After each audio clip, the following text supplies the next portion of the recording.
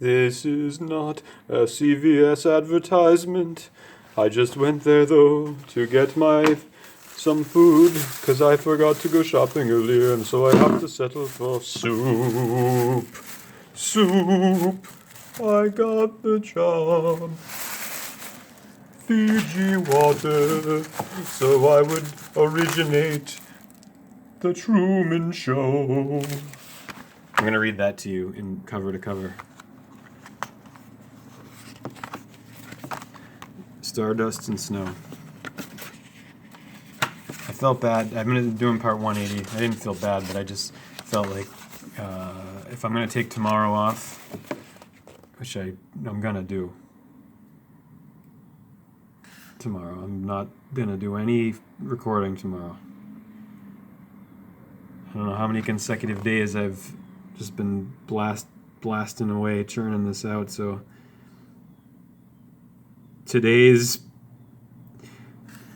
revelation and this weekend's unreal fucking revelation is real, but it's just that type of domain where it's mystical and hard to really believe, but it's not. It is and it isn't. Saying no and meaning yes. That's the message that I sent.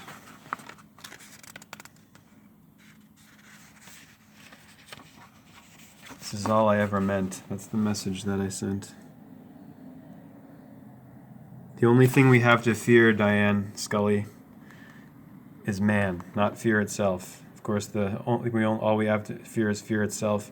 I have said many times to people, echo and said, happily that I was quoting Roosevelt. Now I look back and I'm like, what a fucking jack I was. Jackass. For saying that, because what he was doing there was lying. Jung was telling it like it is. The only thing we have to fear is man.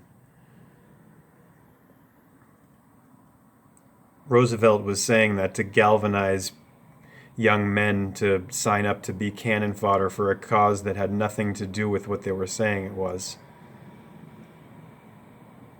It was to transfer the empire, the reins of empire, from Great Britain to the United States of America, incorporated, both with red, white, and blue flags, England and quote-unquote America, which this is not. It's not even Massachusetts. It's the land of Oz. Ounces. Money. The gold brick road. Stardust and Snow. If you want the story of this, how this book found me yesterday, then please, I refer you to the videos I made yesterday and earlier today. There's the. I'm not going to read all those out loud right now, and I'm not going to get all verklempt this time. Diane, Scully, Dana, Danny. The reason I say that is not it's that I am in a more of a hard kind of vibe now. It's because we go our emotions, they're motions, and they fluctuate. They're in flux, and that's part of belongs under the heading of what I was talking about earlier about. At the labyrinth yesterday about how there is no fixed or sixed anything.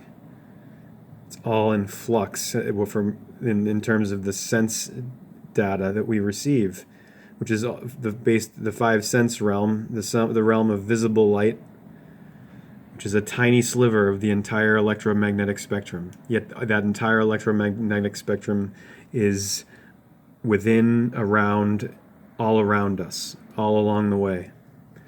My friend told me a story he hadn't told anyone for years.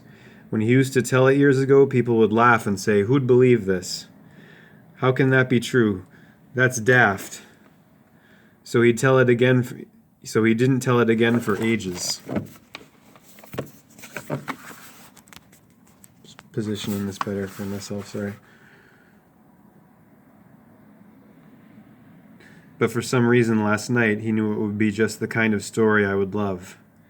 When he was a kid, he said, they didn't use the word autism. They just said shy or isn't very good at being around strangers or lots of people. But that's what he was and is, and he doesn't mind telling anyone. It's just a matter of fact with him, and sometimes it makes him sound a little and act different. But that's okay. Anyway, when he was a kid, it was the middle of the 1980s. And they were still saying shy or withdrawn rather than autistic. He went to London with his mother to see a special screening of a new film he really loved. He must have won a competition or something, I think. Some of the details he can't quite remember, but he thinks it must have been London they went to in the film. Well, the film is one of my all-time favorites, too. It's a dark, mysterious fantasy movie. Every single frame is crammed with puppets and goblins. There are silly songs and a goblin king who wears clingy silver tights and who kidnaps a baby, and this is what kickstarts the whole adventure. It was Labyrinth, of course, and the star was David Bowie. And he was there to meet the children who had come to see this special screening. I met David Bowie once, was the thing that my friend said that caught my attention. You did? When was this? I was amazed and surprised, too, at the casual way he brought this revelation out. Almost anyone else I knew would have told the tale a million times already. He seemed surprised.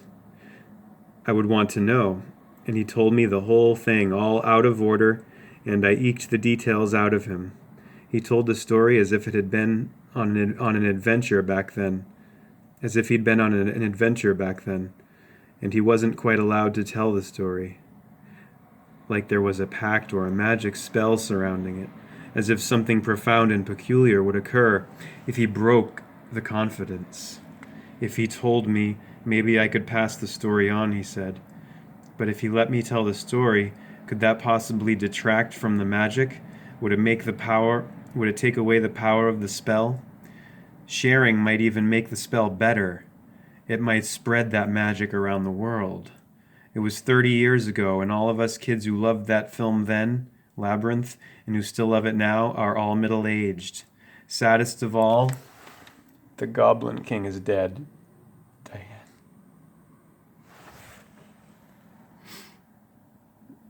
Does the magic still exist? I wanted to know. I got a little verklempt, okay? I said I wasn't, but that part right there just... Because I'll never forget January 10th, 2016, and how the frickin' week before it, I was working on my WordPress site, blasting it out,